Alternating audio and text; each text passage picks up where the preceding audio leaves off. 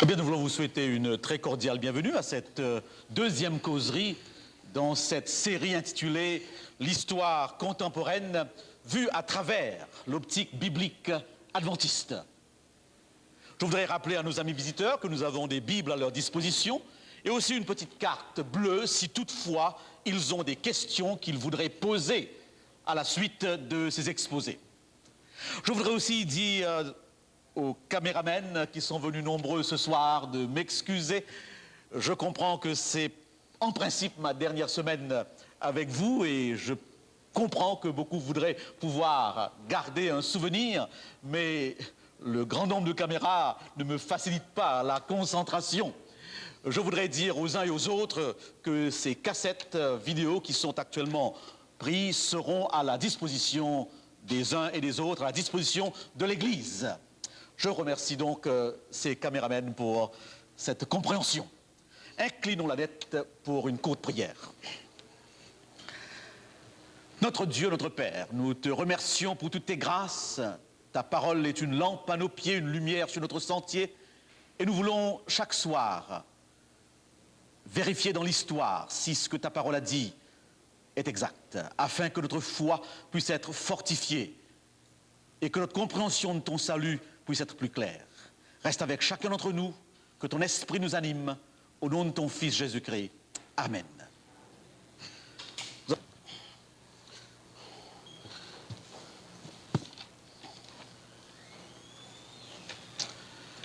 Je voudrais, en guise d'introduction, chers amis, rendre un hommage à mon père.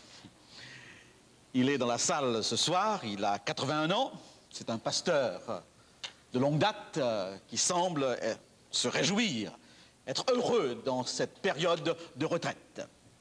J'aurais pu sans difficulté lui réciter ce poème, mon père, ce héros de la prédication. J'étais jeune lorsque je le suivais partout et j'écoutais toujours avec beaucoup d'intérêt ses sermons. Je pouvais même les écouter plusieurs fois sans me lasser. Mais je me souviens, en 1960, il faisait une série de conférences qu'il avait intitulées « Sentinelle, que dis-tu de la nuit ?» Et je me souviens bien qu'une de ces conférences était marquée par un poème « Il est minuit moins 5 à l'horloge céleste ». En d'autres mots, plus que 5 minutes encore pour que ce monde tire à sa fin. Il est vrai, 36 ans se sont écoulés depuis.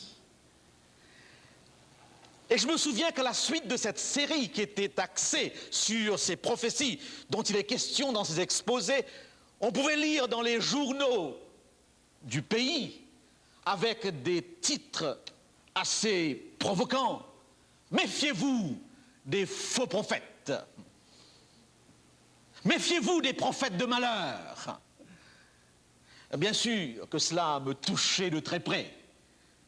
Et je me souviens qu'à l'école, mes amis me pointaient du doigt et me montraient ces articles qui venaient d'une manière générale du clergé local et qui donnaient l'impression qu'il était faux prophète.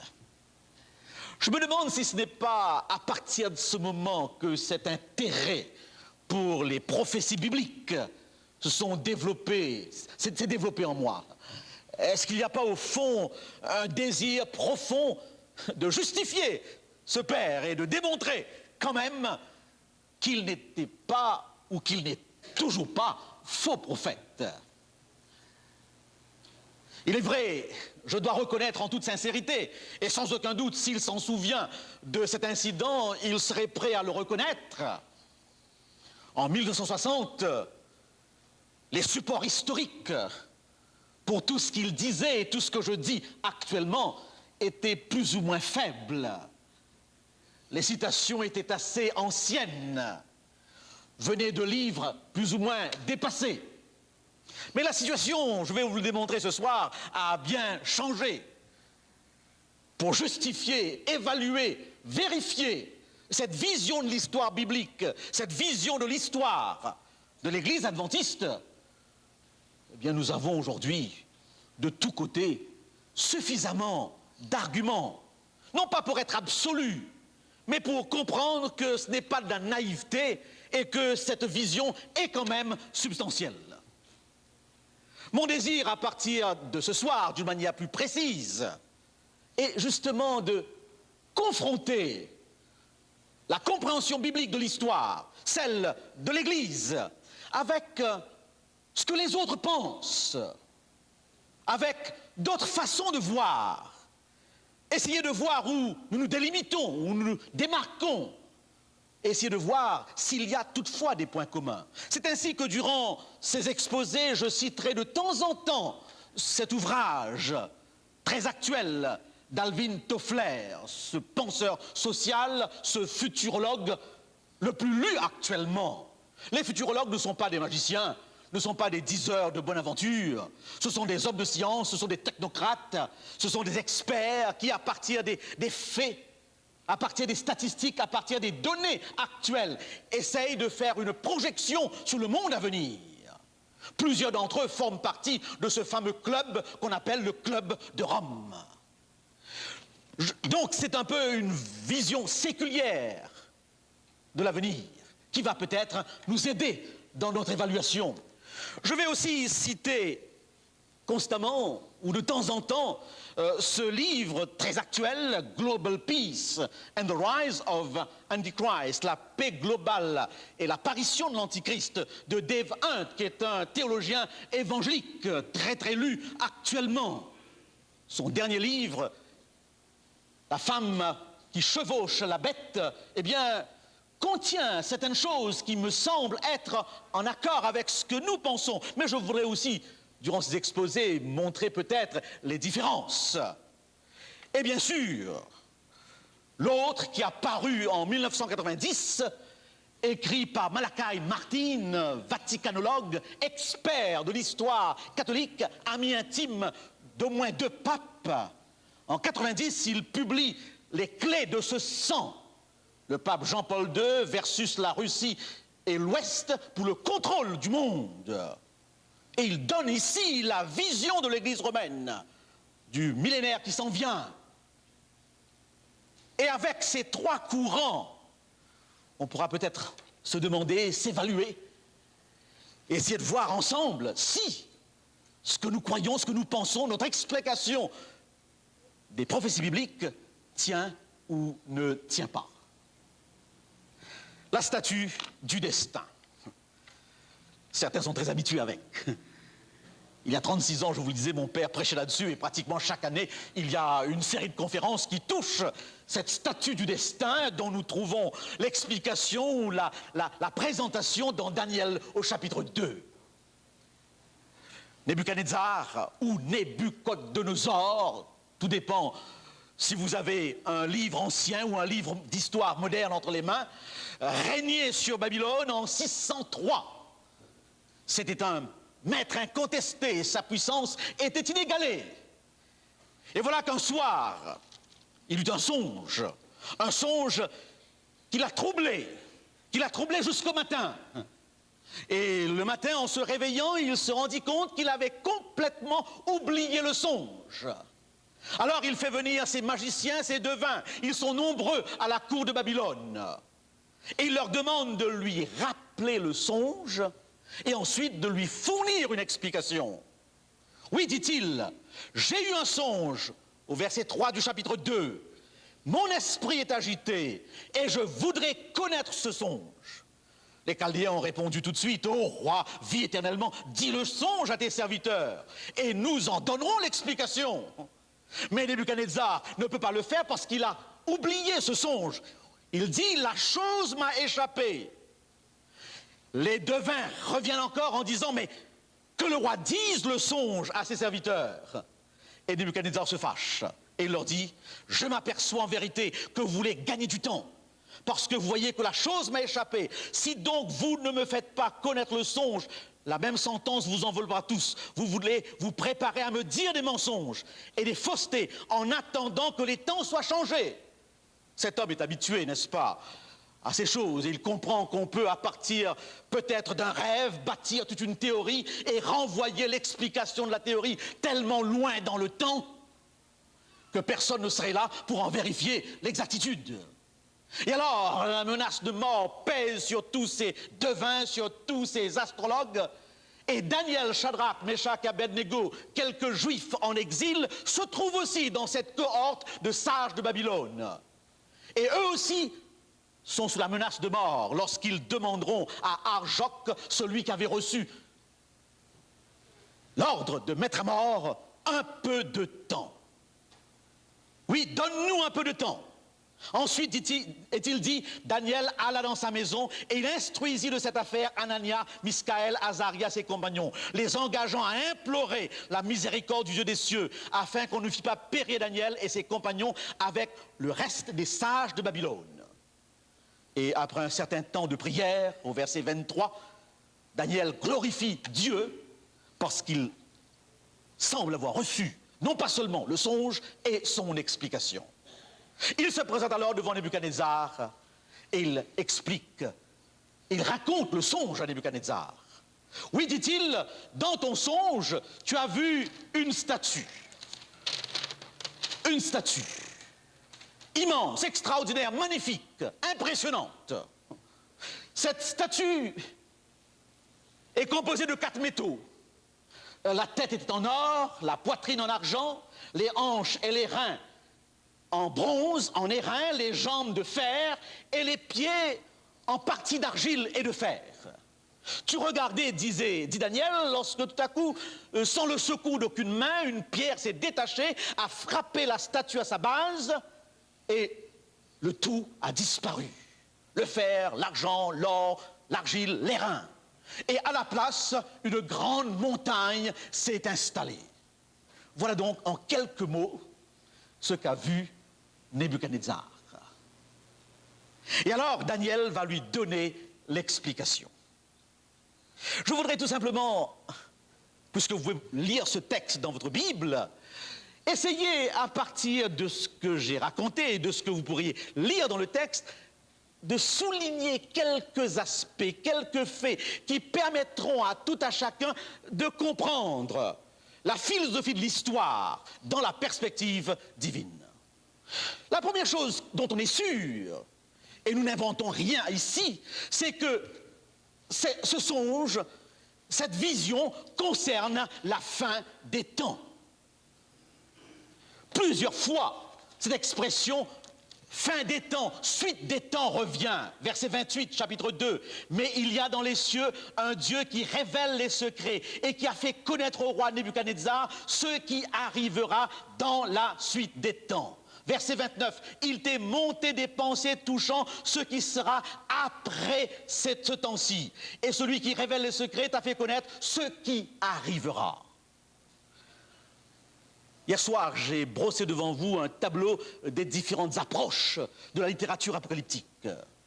Et si nous ne sommes pas tout à fait d'accord avec l'approche prétériste, qui semble toujours mettre le prophète après l'événement, et qui voudrait à tout prix trouver l'explication des prophéties dans l'histoire se déroulant en son temps, nous avons dit que cette approche quand même oublie cette dimension des prophéties qui projette les choses jusqu'au retour du Christ. Et plusieurs fois cette expression « fin des temps » revient, la perspective va jusqu'au retour du Christ.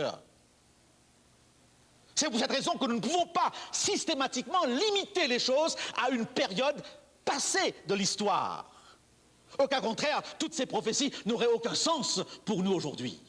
Donc, premier élément très important, lorsque nous disons que cette prophétie touche l'avenir, le texte lui-même le dit. Deuxième remarque, Nebuchadnezzar voit une statue. Et je ne pense pas qu'il a été étonné. Il n'a pas été étonné parce que chez beaucoup d'auteurs anciens, l'histoire est très souvent envisagée, représentée par une statue d'homme.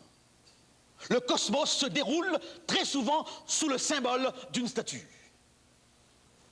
Et je trouve ça extraordinaire que Dieu nous parle des choses nous révèle des choses à partir de ce qui nous est sensible. Il bâtit sur des connaissances, sur des intuitions que nous avons déjà. Mais nous verrons tout de suite, nous verrons aussitôt, n'est-ce pas, que la révélation de Dieu doit à ce moment se démarquer de l'ambiance existant à l'époque, des idées qui existent à l'époque. Je suis frappé de constater que même dans notre mentalité moderne, d'autres ont envisagé le monde aussi, l'histoire des hommes, sous la forme ou dans la perspective d'un seul homme. Pascal dit ceci: toute la suite des hommes, pendant le cours de tant de siècles, doit être considérée comme un même homme qui subsiste toujours et apprend continuellement. Toute la suite des hommes, dit Pascal, pendant le cours de tant de siècles, doit être considérée comme un seul homme qui subsiste toujours et qui apprend continuellement. Nous retrouvons la même idée. Et j'ai été frappé de constater que justement, Alvin Toffler, qui a écrit 3 ouvrages, le premier c'était Le choc du futur, le deuxième La troisième vague, et le dernier Les nouveaux pouvoirs. Dans le premier ouvrage, eh bien, il annonçait déjà l'éclatement de la famille. Il annonçait déjà l'émergence d'une société du jetable. Il annonçait dans son deuxième ouvrage l'émergence d'une société extrêmement technologique, l'avènement de l'ordinateur. Dans son dernier, il parle de choses sur lesquelles je reviendrai. Mais ce qui m'a frappé, c'est qu'il a envisagé, à partir de 1950, ces 3 aspects du monde, de l'histoire du monde, dans la vie d'un seul homme. Oui, dit-il, pris ensemble, les 3 livres explorent une durée correspondant à une seule vie humaine, soit une période qui aurait commencé vers le milieu des années 50 et se terminerait approximativement 75 ans plus tard, en l'an 2025. Espace de temps qui peut se définir comme une des grandes charnières de l'histoire, comme la période à l'issue de laquelle, après une suite de luttes pour le pouvoir qui ébranleront le monde, la civilisation usinière qui a dominé la planète pendant des siècles se trouvera remplacée par une autre, nouvelle et profondément différente. Une coïncidence ici, une statue dans Daniel 2. Un homme, suivant la pensée de Pascal, et pour ce futurologue, aussi un individu dont l'existence se déroule sur une période de 75 ans. Et il ne va pas au-delà. Et dans ce livre passionnant, Les nouveaux pouvoirs, il semble annoncer, pour notre millénaire qui arrive, un système de gouvernement, un système de pouvoir jamais expérimenté dans l'histoire. On pourrait se demander, mais quel est donc ce système de gouvernement qu'il envisage, sans pouvoir l'identifier par des mots que l'histoire humaine n'a pas connus. Peut-être arriverons-nous à voir des points communs avec ce que nous pensons. Donc, l'idée d'une statue représentant l'histoire du monde. Troisième réflexion, cette statue est extraordinaire. Elle est magnifique, elle est immense, elle impressionne. Et je crois que nous avons là quelque chose qui ressemble à notre civilisation. Extraordinaire, extraordinaire par sa technologie, extraordinaire par ses découvertes, extraordinaire par ses capacités. L'infiniment grand aussi bien que l'infiniment petit est aujourd'hui maîtrisé. On peut être fier des réalisations de l'homme. On a parfois l'impression qu'il n'a qu'à penser et il réalise. Mais cette statue a des pieds d'argile. Et c'est ici la contradiction. Tout en étant extraordinaire, ce monde, cette civilisation est aussi d'une fragilité déconcertante. Il peut disparaître ainsi. Et nous avons actuellement suffisamment parfois de soubresauts qui mettent en péril ce monde malgré toutes ses capacités. Il suffit de quelques terroristes ou de groupuscules pour bouleverser la tranquillité du monde. Ce colosse n'est pas aussi solide qu'on le pense ou qu'on le croit. Malgré toutes les précautions prises, et les Jeux d'Atlanta l'ont démontré, les fissures sont partout. Il suffit d'une maladie, telle que le sida, pour souligner, pour démontrer combien fragile malgré tout est ce monde. Ce monde si beau, si merveilleux, est en même temps un monde qui fait peur, un monde qui angoisse par ses capacités de destruction, par ses capacités d'expansion. Cette remarque me semble intéressante. Quatrième remarque, dans cette vision, dans cette statue, l'évolution de l'histoire est régressive. Si on parle d'évolution, il faudrait parler d'évolution régressive. Ça se dégrade, ça dégénère. On part de l'or pour aboutir à l'argile. Donc la vision biblique du monde, du temps, de l'histoire humaine n'est pas une vision optimiste. C'est une vision où les choses se dégradent, où les choses marchent vers leur fin. De l'or, on passe à l'argile. Cette prophétie est extraordinaire parce qu'elle est simple. Elle ne demande pas, n'est-ce pas, une érudition théologique quelconque pour la saisir. Nous sommes en présence de différentes étapes. Et si nous pouvons marquer le début, nous pourrons aussitôt comprendre le déroulement des faits. Et je crois que la clé nous est donnée. Je vous ai dit hier combien il faut toujours chercher le sens des symboles prophétiques dans le texte lui-même, et lorsque le texte ne le donne pas, le chercher dans la Bible, et lorsque dans la Bible ne le donne pas, le chercher dans la culture de l'époque. Mais pour cette première prophétie simple, l'explication est donnée. Il est dit au verset 37, « Ô roi, tu es le roi des rois, car le Dieu des cieux t'a donné l'empire, la puissance, la force et la gloire, et l'a remis entre tes mains en quelque lieu qu'ils habitent, les enfants des hommes, les bêtes des champs et les oiseaux du ciel, et il t'a fait dominer sur eux tous, c'est toi qui es la tête d'or. » Un métal représente un royaume. Un métal représente un roi qui règne sur un royaume. Et ici, c'est Nebuchadnezzar. C'est important de souligner que chez Ésaïe, chez Jérémie, ses contemporains de Daniel, l'empire babylonien, Babylone, est représenté comme une coupe d'or. Il y a donc un parallélisme ici entre Daniel et ses contemporains. Si donc un métal représente un royaume, chaque autre métal représenterait un autre royaume. Et suivant cette vision de l'histoire, tout se déroule avec 4 grands empires. Et après ces 4 grands empires, ces 4 royaumes, se trouve un autre différent des autres parce qu'il est un mélange de fer et d'argile et il ne domine pas avec autant de puissance.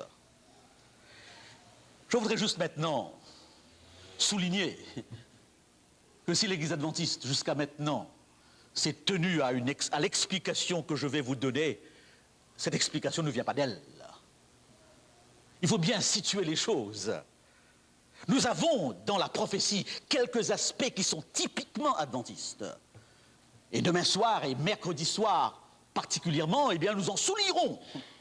Nous avons une approche qu'on ne trouve pas ailleurs. Mais pour ce soir, nous sommes sur un terrain commun, un terrain connu. Déjà au IIe siècle, nous avons une explication de la statue. Je dis bien au IIe siècle. Au IIe siècle, Hippolyte de Rome, donc quelqu'un qui existait au temps de l'Empire romain, explique ainsi cette statue.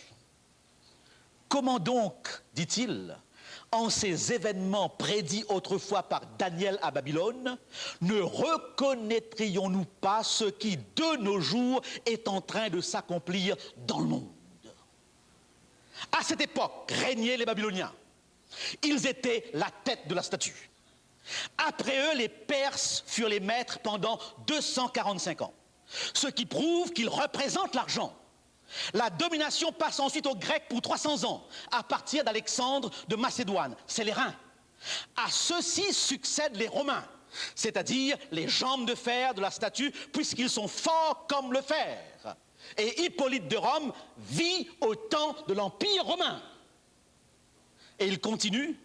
Puis viennent les doigts de pied qui indiquent les démocraties futures qui se sépareront les unes des autres comme le sont les doigts de la statue composés de fer mêlé d'argile. Voilà la première interprétation gardée de Daniel au chapitre 2. Il date du IIe siècle. 4 royaumes, Babylone, les Mèdes et les Perses, les Grecs, Rome. Et ensuite, un ensemble de démocraties un ensemble de rois, de petits rois, de royautés, de territoires, mais qui ne règnent pas comme les autres. Sur cette explication d'Hippolyte se basent toutes les autres explications de Daniel 2. Et comme je vous l'ai dit, mon objectif durant ces exposés est tout simplement de voir si ma vision des choses est juste, s'il y a d'autres qui voient de la même façon, si mon père était faux prophète ou pas. S'il l'était, eh bien, il est dans la ligne d'Hippolyte de Rome. S'il l'était, il est aussi en harmonie avec tous les réformateurs qui, d'une manière générale, sont partis du même principe. Et je constate que même la Bible de Jérusalem, qui est la version autorisée de l'Église catholique, va dans le même sens. Je lis, n'est-ce pas, ce petit commentaire de Daniel 2. C'est la première des allégories de Daniel qui décrivent mystérieusement la succession des grands empires historiques, néo-babyloniens, Mèdes et Perses, Grecs, héritiers du royaume d'Alexandre. Ici figuré, selon les anciennes spéculations sur les âges du monde, par des métaux de valeur décroissante, et enfin l'avènement du royaume messianique. Tous les empires terrestres s'écrouleront pour laisser la place à un règne nouveau, éternel, parce que fondé sur Dieu, le royaume des cieux. La Bible de Jérusalem.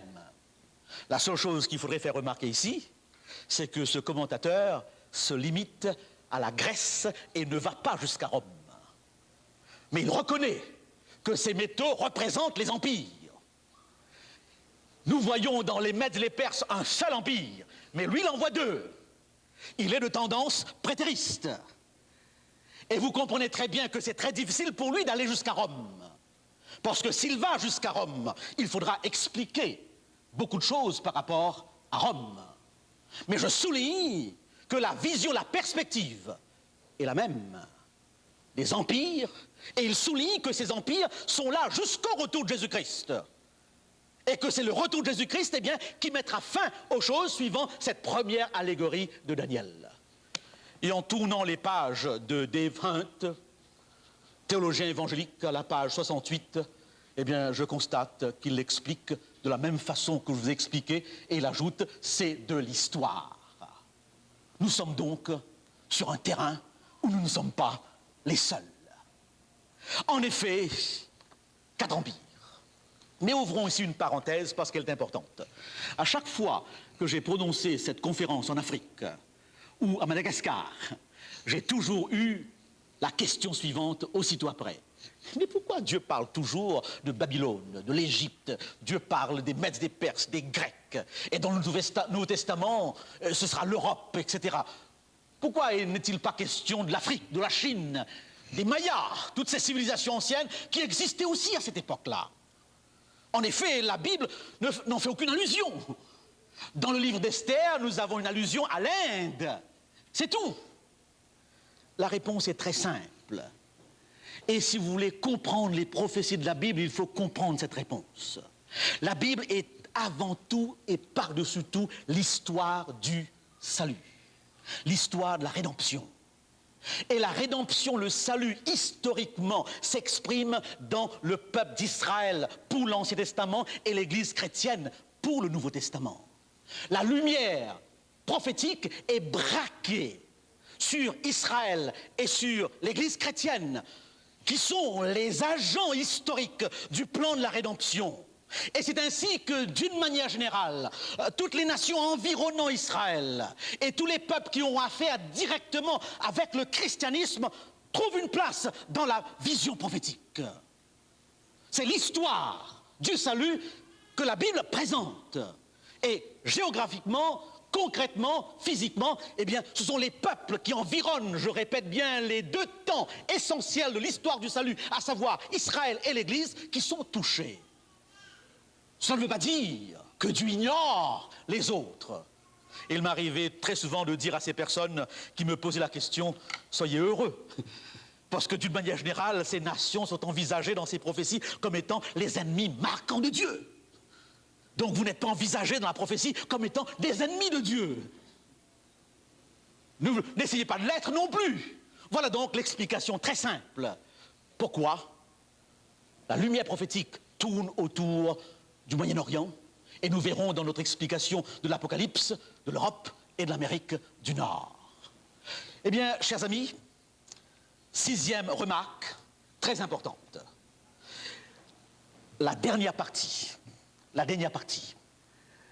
D'une manière générale, on ne s'est pas beaucoup arrêté sur cet élément appelé argile. Mais je voudrais vous faire remarquer que dans cette description, cet élément occupe la plus grande place que les autres éléments. On s'est contenté de voir dans cet élément un élément de division, tout simplement. Mais la Bible dit davantage à ce sujet. Je relève tout simplement, si vous avez votre Bible avec vous, au chapitre 2, n'est-ce pas? Déjà au verset 33, il est dit, au verset 32, la tête de cette statue était d'or, sa poitrine et ses bras étaient d'argent, son ventre et ses cuisses étaient d'airain, ses jambes de fer, ses pieds en partie de fer et en partie d'argile. Tu regardais lorsqu'une pierre se détacha sans le secours d'aucune main, frappa les pieds de fer et d'argile de la statue et les mit en pièces. Alors le fer, l'argile et l'airain, l'argent et l'or furent brisés ensemble.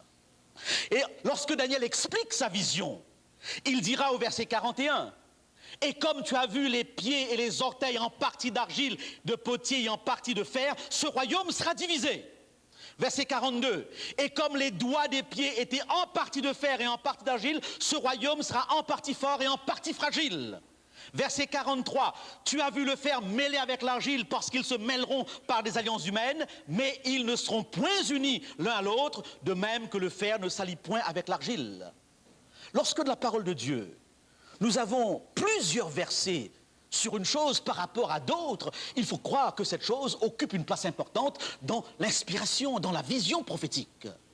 Et je vous rappelle, si vous voulez le vérifier chez vous ce soir, vous verrez que la partie où il est question de l'argile est beaucoup plus longue que les autres parties. Concernant les reins, concernant les reins, concernant l'argent, vous n'aurez qu'une petite phrase. Cette argile est un élément de division. Cette argile est un élément de fragilité. Cette argile est un élément d'alliance, mais qui n'aboutit jamais. Dans un premier temps, et je crois qu'il faut le souligner, et quand j'écoutais les conférences à ce sujet, c'était l'aspect qu'on soulignait, après le morcellement de l'Empire romain, eh bien nous avons eu, l'histoire le confirme, tout un ensemble d'États. Pour l'instant, je ne parle même pas de 10, parce que cette prophétie ne permet pas de situer pour l'instant 10. Restons fidèles au texte. Si je commence à énumérer, n'est-ce pas, les peuples qui sont là dans les orteils, il faudrait que je parle des 2 oreilles, il faudrait que je parle des 2 bras, il faudrait que je parle des 10 doigts de main. Nous n'avons pas donc l'autorisation, bibliquement, dans le texte, de commencer à identifier les doigts. Une autre prophétie viendra peut-être nous suggérer cela. Mais pour l'instant, nous sommes devant un morcellement du 4e empire, à savoir Rome, plusieurs démocraties, qui existeront jusqu'à ce que le Christ revienne. Car il est dit, dans le temps de ces rois, le Dieu des cieux suscitera. Cette prophétie va donc jusque dans le retour du Christ. Eh bien, en effet, l'histoire de l'Europe est une histoire qui se répète et qui se répète encore aujourd'hui. Et sans vouloir entrer dans de multiples citations et de multiples détails, tout le monde le sait, il y a toujours eu chez les chefs, chez les rois, chez les princes de l'Europe, ce désir de refaire l'hégémonie de l'Empire romain, de retrouver l'unité de Rome. Pline l'Ancien disait dans un de ses livres, c'est Rome qui a donné l'unité au monde. Et en effet, jusque-là, avant les pieds, nous sommes en présence d'un bloc très uni. Et c'est pour cette raison que c'est remarquable, cette fin de la statue où cette unité romaine est complètement fragmentée. Eh bien oui, il y a eu toutes sortes de tendances, toutes sortes de tentatives allant de Napoléon, de Charlemagne, de William Kaiser, etc. et d'Hitler pour refaire l'unité européenne. Nous le savons. Et je crois que cette prophétie est extrêmement intéressante parce que nous sommes à une période de l'histoire où cette tentative d'unir l'Europe semble vouloir se réaliser enfin. Ils ne sont pas tous ensemble, mais ils sont au moins 12. Et j'étais très frappé l'année dernière, en parcourant certains pays d'Europe, de constater que les frontières n'existent plus. C'est assez remarquable, assez impressionnant de voir toutes ces frontières s'éloigner. C'est la libre circulation. Donc c'est un pas extraordinaire. Vous le savez, ils ont tous un même passeport. Au moins les 12 qui constituent l'Europe actuelle. Et il semble bientôt qu'ils auront une même monnaie. Mais nous ne sommes pas encore à l'unité absolue parce qu'il y a bien d'autres pays et c'est très fragile. La vache folle dernièrement a démontré combien est fragile cette unité. Il a suffi d'une vache folle, eh bien, pour que ce bloc soit complètement secoué. Si vous lisez les articles à ce sujet, vous constaterez combien il y a de la méfiance par rapport à l'Allemagne, qui est la force la plus grande dans cette Europe plus ou moins unie.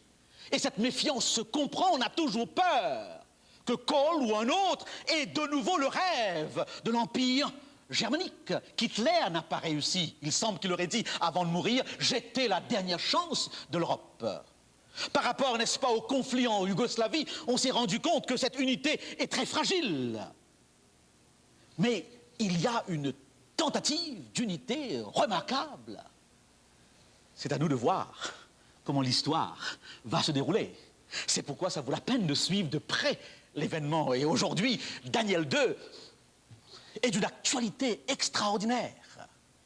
Donc, l'argile ici représente cet obstacle à toutes ces tentatives d'unité économique, sociale, psychologique, financière, géographique, que sais-je. À chaque fois, quelque chose s'est passé et l'Europe n'a pas pu s'unir comme elle le voudrait. Bien que je le répète, que nous sommes dans une période où on a un peu l'impression que cette fois-ci, ça va marcher. Laissons l'histoire se dérouler. Mais je voudrais souligner une chose très importante. La chose que je voudrais souligner est la chose suivante, parce que j'ai l'impression qu'on ne s'est pas toujours attardé. Il est dit qu'une pierre se détache sans le secours d'aucune main, frappe la statue, l'or, l'argent, les reins, le fer et l'argile disparaissent.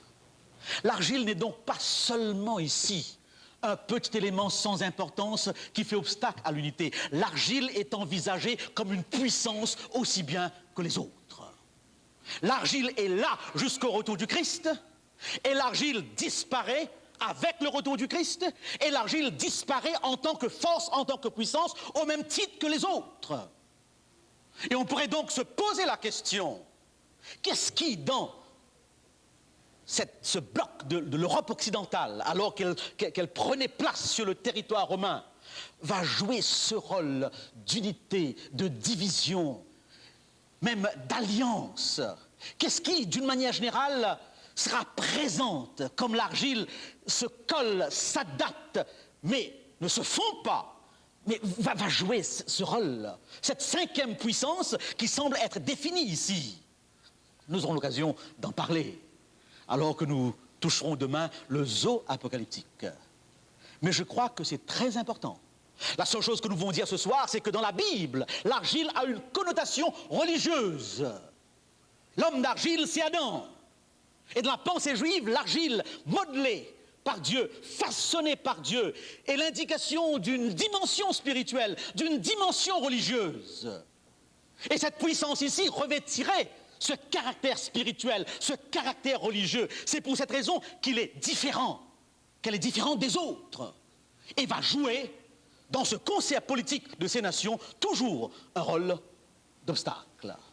Nous aurons l'occasion de le vérifier. Voilà donc l'ensemble des choses et la vision de Dieu. C'est la première prophétie qui donne le ton à toute cette chaîne prophétique qui va aller jusque dans l'Apocalypse. C'est la base sur laquelle reposent toutes les autres prophéties de Daniel et de l'Apocalypse. C'est pourquoi elle est importante. Est-ce que c'est de la naïveté? Est-ce que ça manque de substance? Lisez les ouvrages, suivez l'actualité, et vous constaterez que ce qui est dit, ce que nous avons dit, correspond un petit peu, et bien, et parfois en grande partie, au déroulement des choses. Chers frères et chers amis, lorsqu'en 1900, à la dernière guerre, alors que Hitler était sur le point d'établir son empire germanique et qu'il restait tout simplement l'Angleterre à abattre, jusqu'à l'heure, suivant l'histoire, les généraux allemands ne comprennent pas pourquoi Hitler n'a pas été jusqu'au bout face à l'Angleterre. Il semble qu'à ce moment, eh bien, il a reculé. Eh bien, alors qu'il était sur le point de conquérir toute l'Europe, de maîtriser toute l'Europe, l'éditorialiste de la revue Signe des Temps, la revue Signe des Temps est une des plus vieilles revues religieuses de l'Amérique du Nord. Cette revue a au moins 100 ans d'existence. Cette revue est née avec l'Église adventiste. Eh bien, l'éditorialiste de la revue Signe des Temps, sur la base de Daniel 2, osait affirmer que le Führer ne réussirait pas. Parce qu'il est dit, ils ne seront jamais unis.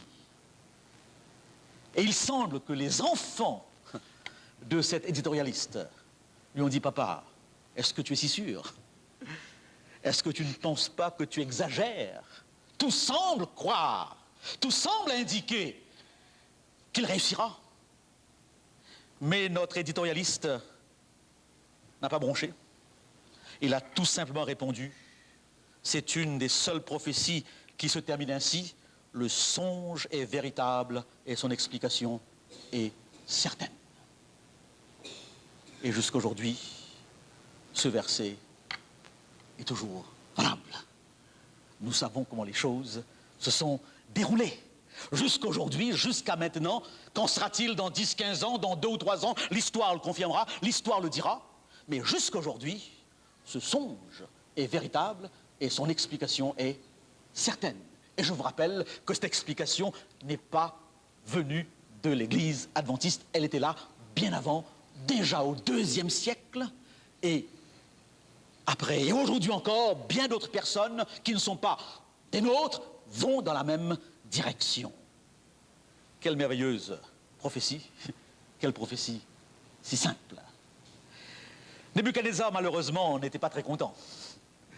Et je peux comprendre qu'il ait oublié ce songe, parce que d'une manière générale, lorsque quelque chose nous gêne, on le refoule.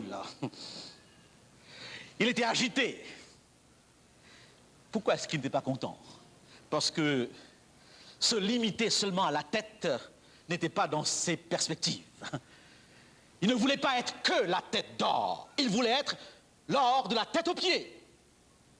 Et d'ailleurs, cela se démontre dans le chapitre qui suit, où dans la vallée de Dura, il va ériger une statue en or de la tête aux pieds, démontrant ainsi à Daniel et aux autres que cette explication, ils ne l'acceptent pas. Et lançant presque ce défi, je suis celui qui est là et qui est là jusqu'au bout. Tous les chefs d'État ont cette vision des choses, ont ce rêve, et parfois pensent qu'ils sont devenus éternels. Chez l'être humain se trouve cette obsession. Vous n'avez qu'à interroger les stars et vous comprendrez tout de suite qu'ils ont l'impression que eux, puisqu'ils sont des stars, sont au-delà de ce qui frappe les autres. Et lorsqu'ils sont touchés et frappés, ils tombent des nues. Eh bien oui, tous ceux qui sont à la tête ont parfois cette impression d'éternité. Ce fut le cas de Nebuchadnezzar. Il fit ériger une statue en or de la tête aux pieds, montrant ainsi qu'il n'acceptait pas d'être seulement la tête d'or. Permettez-moi de voir un parallèle avec ce poster de l'Union européenne. L'Union européenne a un poster qui présente la tour de Babel en construction. Et au bas de cette tour en construction, sur ce poster qui est là, qui existe, se trouve cette phrase « Plusieurs langues, mais une seule voix ». Coïncidence? Défi? C'est intéressant. Intéressant de le souligner. Plusieurs langues, une seule voix. En d'autres mots, un jour, malgré notre diversité, eh bien, Babel ne sera pas une confusion, mais au contraire, une tour impressionnante d'unité. Dans la Bible, Babel signifie confusion. Dans la Bible, Babylone, c'est ce qui s'élève contre Dieu. Et là, vous avez déjà quelques éléments de cette tragédie de l'histoire, de ce conflit entre le bien et le mal, où sous la forme d'hommes et de gouvernements, de systèmes, il y a une lutte perpétuelle contre le Dieu des cieux. Plusieurs langues, une seule voix, alors que Dieu dit, ils ne seront jamais unis. Une petite indication de l'Apocalypse sur laquelle je ne m'attarderai pas, parce que ce n'est pas notre propos ce soir, semble indiquer que ces nations seront unies pendant 1 heure avec la bête. Mais nous ne sommes pas encore là. Mais pour l'instant, cette prophétie demeure. Oui, dit Daniel, le songe est véritable et son explication est certaine. Et de plus en plus, nous découvrons combien cette explication est exacte. Chers amis, mesdames et messieurs, si la Bible est parole de Dieu, c'est tout à fait normal, tout à fait logique que nous ayons une vision des choses, une vision de l'histoire. Si la Bible est la parole de Dieu, c'est tout à fait normal que nous ne soyons pas complètement dans l'ignorance par rapport au déroulement du temps. Si dans la Bible, le monde est linéaire, c'est-à-dire a eu un commencement et une fin et aura un recommencement, Dieu, dans son amour, tient son peuple au courant, donne les indications qui définissent les tendances. Et jusqu'à maintenant, ces tendances sont là. Et sans vouloir tomber, comme je l'ai dit hier soir, dans cette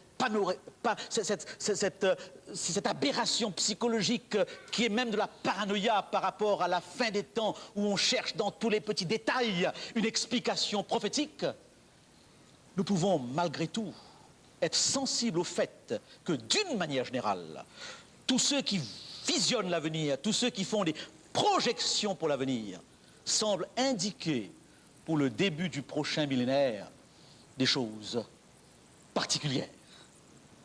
Il est vrai qu'à chaque fois qu'un millénaire est arrivé, il y a eu dans les civilisations une sorte d'excitation, une recherche du sensationnel. Et il ne faudrait pas tomber dans ce piège, mais tout semble indiquer qu'il y a une sorte de vue commune d'une situation mondiale particulière pour les années à venir. Mais notre objectif n'est pas de jouer au dé, et tout simplement de garder notre confiance en Dieu.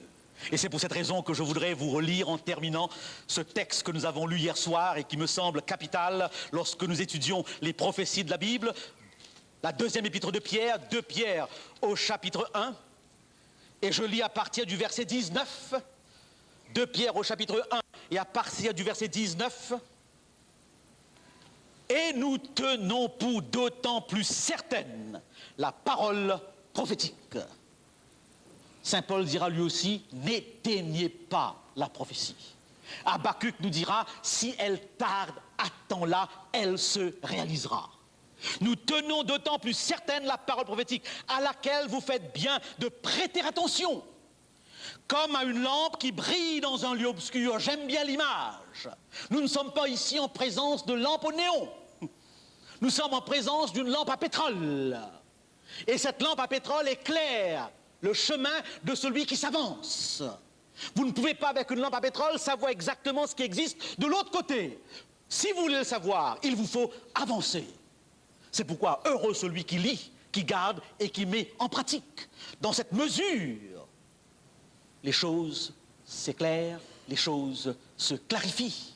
Mais l'étudiant, l'auditeur, oublieux, négligent, ne va pas plus loin, se trouve vite découragé par les symboles.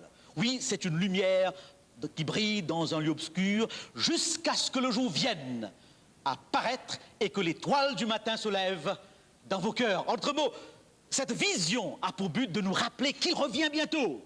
C'est pourquoi cette pierre se détachant sans le secours d'aucune main n'est autre que l'établissement du royaume de Dieu lui-même, du Christ notre Sauveur, celui qui était, qui est et qui vient. Sachant tout d'abord, vous-même, qu'aucune prophétie de l'Écriture ne peut être un objet d'interprétation particulière, car ce n'est pas par une volonté d'homme qu'une prophétie a jamais été apportée, mais c'est poussé par le Saint-Esprit que des hommes ont parlé de la part de Dieu. Sentinelle, que dis-tu de la nuit? La nuit passe, le matin vient. Heureux de voir, heureux de suivre, heureux de comprendre que ce que Dieu a dit trouve une pleine réalisation. Si en 1960, on pouvait veut dire faux prophète. Je ne pense pas qu'on pourrait dire la même chose encore aujourd'hui, car toutes les déclarations semblent aller dans cette direction. Que Dieu donc nous bénisse, que Dieu nous aide et que Dieu nous fortifie et que notre intérêt pour ces textes prophétiques grandisse. Et pour tous ceux qui sont là et qui sont de cette église, je voudrais rappeler ces déclarations que Daniel et l'Apocalypse constituent justement le sujet d'étude par excellence à l'approche de la venue de notre Seigneur Jésus-Christ. Que Dieu nous bénisse. Amen.